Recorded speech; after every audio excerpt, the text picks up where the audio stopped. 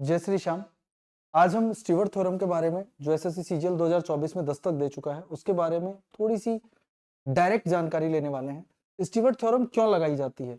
Stewart theorem लगाई जाती है जब किसी वर्टेक्स से या हम बोले किसी स्लिट से सामने वाली भुजा पर कोई लाइन खींची जाती है, उस लाइन जिसको हम सीवियन बोलते हैं, उसकी लंबाई निकालने के लिए इसका यूज होता है। तो यहाँ पर जैसे मान लीजिए सीवियन दे रखी है, आपको ट्राइंगल में सीवियन दे रखी है एडी।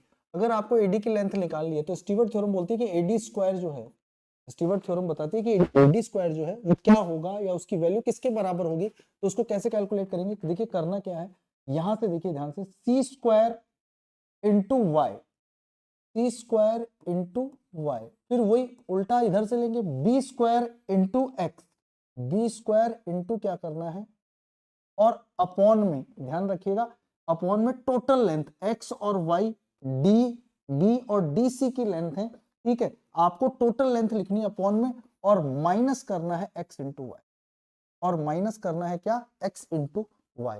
ये आपकी स्टीवर्ट थ्योरम है। इससे आप किसी भी ट्रायंगल की किसी भी सीवियन की लंबाई को, लेंथ को कैलकुलेट कर सकते हैं। अब दूसरी बात अगर मैं बोलूं कि अगर ये आइसोसेलेस ट्रायंगल होता, यानी अगर ये समद्विबाहु त्रिभुज होता तो क्या होता? तो ये स्टीवर्ट थ्योरम कैसे काम करती? तो आप बोलते कि A D square is equal to, ध्यान से देखिएगा, अगर ये समद्विबाहु त्रिभुज होता तो बी इक्वल टू सी होता। बी इक्वल टू क्या होता? सी। तो जहां पे सी दिखाई दे रहा है वहां पे बी पुट कर दीजिए, तो ये क्या हो जाता? बी स्क्वायर वाई और ये plus B square X upon A और माइनस क्या लिखते हैं आप? X Y.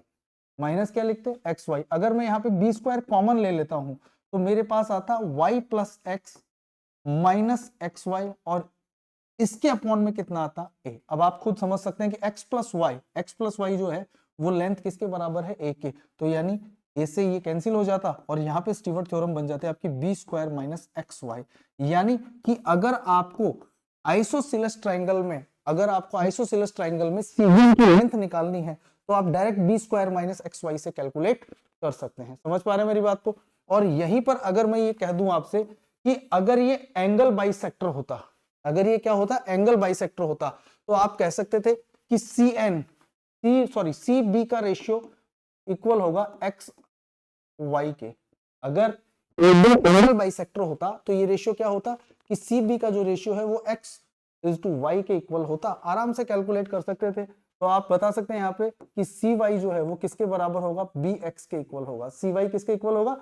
बी एक्स के। तो मैं यहाँ पे ये बता रहा हूँ कि ये वैल्यू आप यहाँ पे पुट कर दीजिए, यहाँ से आपको थर्ड रिजल्ट भी मिल जाएगा। यानी कि स्टीवर्ट थ्योरम से आप एंगल बाइसेक्टर की वैल्यू भी कैलकुलेट कर सकते हैं अगर आप इसके एप्लीकेशंस को समझ पाते हैं। तो ऐसे ही वीडियोस के लिए हमें फॉलो करें। जय हिंद, जय भारत।